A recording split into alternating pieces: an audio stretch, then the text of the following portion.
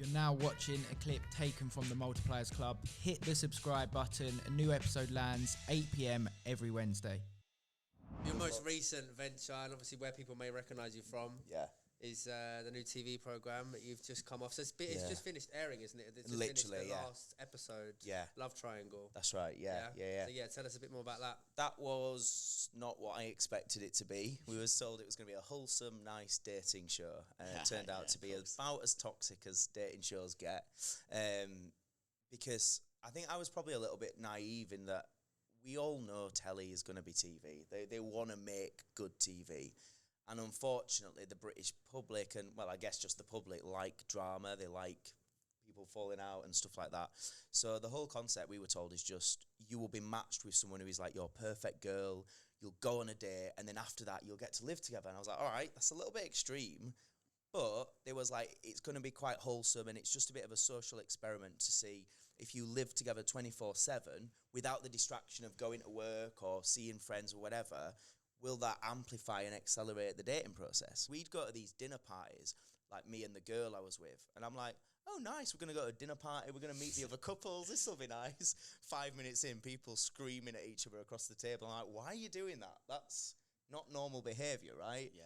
Then you watch Married at First Sight and you go, oh, okay, this is what they do. I get it. It always kicks off at the dinner parties. Drama. That's the How best bits, do really. they stir the pot? Well, in our show, Do they like whisper in people's ear like, oh, she said this about you?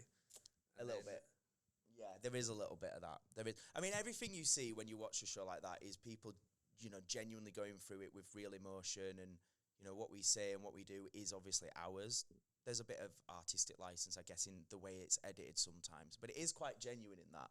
But yes, you do have a team of producers that are like, how did you feel about that? And did you notice they said that about you? Well, they're planting seeds that can then be the catalyst for a massive kickoff, and often is. Genuine question, right? So, I haven't actually watched it, but I watched Married at First Sight and the dinner parties and that, and then they have the dinner parties, and then throughout the dinner parties, you'll be interviewed throughout it. Yeah. So do they just take you away randomly? Yeah. So it's like weird. Do they pick you random. one by one and just go away, or do they have breaks? No, they call it in the business, or they called it on our show, an OTF, which means on the fly. So they'll just be like, Matt, can we grab you? You need to go and do your OTF now. How do you feel about what just happened? And then they will just go through it like, and you were saying this, so how do you feel? And are you going to take that? Yeah. Mind the pun. Is there any other ways that they try to get you in the most emotional state possible? Like I've heard, for example, on X Factor, where they wake you up at 2 a.m. and make you do challenges, so that in the morning you're just tired and then you're going to break down and cry. Do they do anything like that? It wasn't quite like that, but I think the context that gets missed is when you're doing that, you're filming every day, you don't have access to your phone, the internet, your family, your friends, like the normal world basically. So that in itself is a bit of a mental weird thing to live with. And then when we'd finish filming on a night or whatever, we used to have a curfew. And it was like, you can go off, but we need to know exactly where you are, and you need to be back at this time, which I was fine with. I followed the rules for most of it. But then towards the back end of the show, people who've watched it will know it didn't go in my favour. I basically got rejected on reality TV. Brilliant. And then I had to live in the same house with the girl I was dating, now dating another guy. And I was like, this is bollocks. Like, I nearly walked off the show a couple of times at that point. So at that point, I'd be like, I'm not going back at 9 p.m. I'm off out. And I'm having a drink, and so I'd be out, and they would just be like going mad at you, like, you should have been back at 9 o'clock. I'm like, I'm a 31-year-old man. I am going out till midnight. Like, do you know what I mean? And it was stuff like that. You would find yourself going, the days are tough. The filming is tough. What you're doing to us is mentally draining. And then at the end, you're telling me I can't just go out and have a drink for a couple of hours. Do you know what I mean? It was stuff like that I found it got a bit much towards the end. When you say go out, so was you allowed out to the general public to a bar? Yeah, but you didn't have your own phone on you. They gave you what they call a production phone. Right, so it's like only certain numbers and all the rest of it. But they would say, like, after you finish filming, if you want to go for a drink or some food or whatever, just let us know where you're going, which is fine. But then when it's all going to shit and you haven't got your friends, you haven't got family, I'm like, mate, if I want to come back at 11 o'clock, I'm not a child. But I also get it. They've got a duty of care, and it was just a weird headspace. The whole environment that you're in when you're doing something like that is not normal, and it does play tricks with your mind, kind of. How long did you film for? Just over a month. So a month without your phone the whole time? Yeah. Really? What? That's crazy. Yeah. That's mad. I just couldn't imagine. I can't go over my phone for a podcast, Do mate. do you know what? That side of it, in some ways, was quite refreshing. Yeah. You don't have to think about it. When you finished on the Love Triangle, obviously you're then waiting for it to be aired. So the first episode gets aired. Yeah. Did you sit there and watch it? I did a screening where I had about 80 people watching it with me in a nightclub.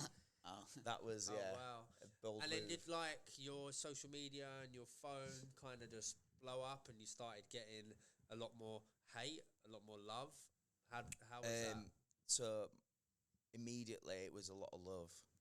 Because a lot of people just like, oh, he's such a gentleman, like, what a nice guy. I suppose the series goes on and then It takes you on a roller things start coaster. happening. Yeah, because your opinion can change About someone. for people. Yeah, Yeah. We've watched reality TV and your opinion in the first episode, I hate them, I don't like them, and actually you really start to like them. Sure. Yeah, look, generally overall, I was lucky. I think I held myself well. I was true to myself. I didn't really do anything particular that I regret, because even stuff I'd reflect on and be like, I could do that better. But I'm like, but I was in the moment and that's how I felt at the time. But there was one point where it was episode 7 where that's where it started to maybe divide some people a little bit more on me, because we had been taken away for over a week while the girl I was with dated another guy, basically, and we had no contact. And then when we came back, not only had her head been turned and she wanted this other guy, she'd also she'd lied about stuff we'd said off camera. And that I was just, and this was all on camera, I was just in disbelief. I think I said it about 100 times. I was like, you're lying. I can't believe you're a liar. And it was so cringe watching it back. That episode was a hard watch. Like, seeing you have a dispute with someone and both of you hurting genuinely. It's horrible being called a liar when you're not a liar. Like, she fucking was. No, I mean you, because she was saying you were lying. No, I was saying she. Oh well, yeah. I guess she was denying it. She was denying that you had said that, and Yeah. she's basically calling you a liar. Exactly. So that's what I'm saying. So that's probably why you reacted with so much emotion. It was like just absolute shock and disbelief. I was like, I can't believe you're really gonna stick to this. Say that and be adamant. Yeah. And probably a lot of I watched people. some of the clips, and some of it was like, you'd said like you'd loved each other or something. That was it. Behind the scenes. Yeah. And obviously, Then she was denying said, it. No, we never said that. She was saying, I just said it. And I was like, what?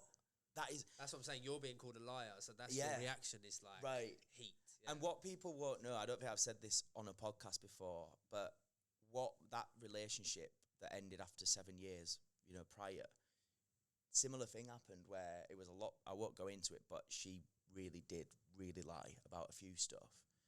And I just, when I was on the show looking Jazz in the eye, I just almost saw, like, you've got that same look on your face of you're happy to play along with this lie. So it was almost like kind of bringing up that past trauma, if you like. Forget the cameras are there. No, you're always aware. I think if someone's like, oh, you just forget the cameras there, like, mate, there's 7 cameras around you. Are you blind? Like, if you're blind, fair enough. But yeah, you don't forget. And other people as well. You don't forget. Loads of people around. A whole crew of like 30 to 50 people there. How does that feel, dating with so many people just horrendous? This is what I'm saying. So having cringe, a dispute, knowing people are watching it, and then having an opinion, and then people are questioning, is he lying? Is she? That was awful. But actually, the very first day was one of the hardest things I've ever done in my life, because we hadn't seen each other's. So the whole thing was you text each other anonymous, like you can't see each other, you can't hear their voice. So if you boys think, like, if you go to the first ever date with a girl, even if you've seen them online, you can still be a bit like, oh, like, does she really look like how I think? Will she think I look different in person? There's a little bit of nerves, right, when you've seen them for the first time. But we don't even know what each other looks like. Picture. We've had nothing. So that in itself's nerve-wracking. The second thing is, I've then walked into the restaurant where the first date is, and there's a crew of 50 people, all these cameras. And then the third thing is, when you walk in a restaurant and there's people like eating, doing their own thing, music on, silence. Oh. I'm in a restaurant with probably about 40 like extras in the background pretending to eat, miming, talking. So in total, there's best part of 100 people in silence watching you and a girl meet each other first time, like... And they're all listening to everything. Listen. And my nan's going to watch it in a few months' time. This guy got game. And I didn't. I was just... And the thing that put me off is, while we was texting, she was like, I'm really nervous, blah, blah, blah. So in my head, I was like, that's fine, like, I'll look after you, we'll have fun. I'm like being the guy protect her, provide whatever. And then we get some on the date and she's just full of confidence. So my one thing was I just want to make sure like she's okay and like she doesn't need to worry. And she's like, all right. And I'm like, oh shit, you're dead confident. Now I'm nervous. I don't know what to say. And it was just horrible.